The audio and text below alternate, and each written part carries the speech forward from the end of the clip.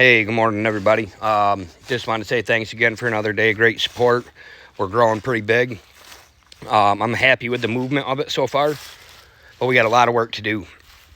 Thank you for the comments yesterday on the thing about what we miss about America the most. A lot of good points in there. A lot of things we need to get back to with the grassroots of this country. There's a lot of work that we got to do. People are starting to think that I'm trying to become a political party. I'm not trying to become a political party. If it does come to that, then I'm all for it, but that's not what my goals are in this whole thing. My goals in this are to give as much encouragement to bring our people together so we can combat the manipulation, the greed, the thievery, the stomping on our freedoms from the rich and elite.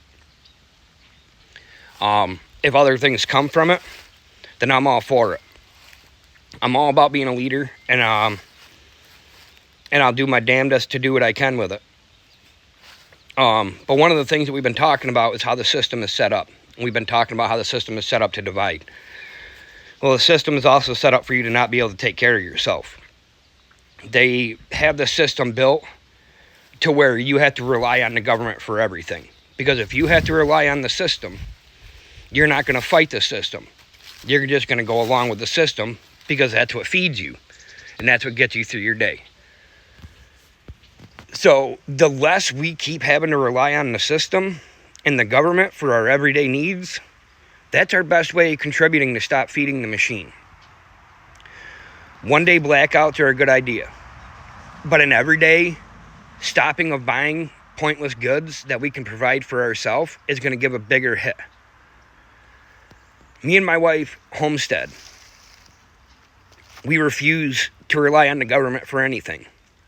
We grow our own food. We raise our own food. We pretty much provide for everything ourselves. We're working on our own water system, getting our own fresh water system. It's so bad that you can't even collect rain. It's illegal to collect rainwater. That's how sickening this government is. But we shouldn't have to pay for water anyways. That's a free given right to us by God. It was put here on this earth. I don't understand why we have to pay for water. So that's why we're saying we're not paying for water no more. We have water on our own property, and we are going to take that water and turn it into a fresh water system ourselves and not have to pay the government for it. It's the same thing with power. When you can create your own power from the sun, the wind, and water, why are we paying companies to deliver us power? That just doesn't make any sense to me. So a lot of people are starting to just buy land and harvest the trees off the land and clear the land and build their house with that instead of going and buying all the wood that's already ready for you, because again, then you're paying taxes, the government's making money off of that, and that's what we don't want.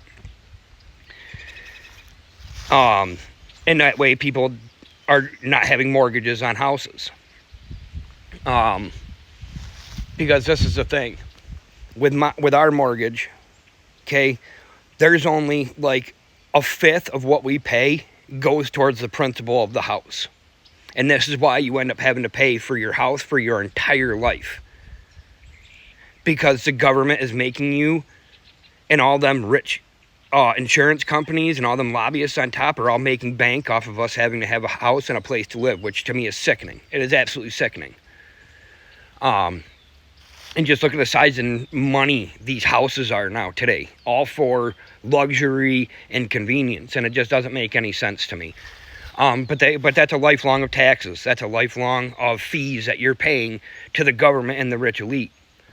So people are trying to find a way to get away from that, because to me that's sickening. And I'm hoping that I can get this into people's head, that how sick it is and what we're charged to pay, and what we don't even have to pay for, we're continuing to pay for. So these, to me, are all ways where we can stop contributing to the machine.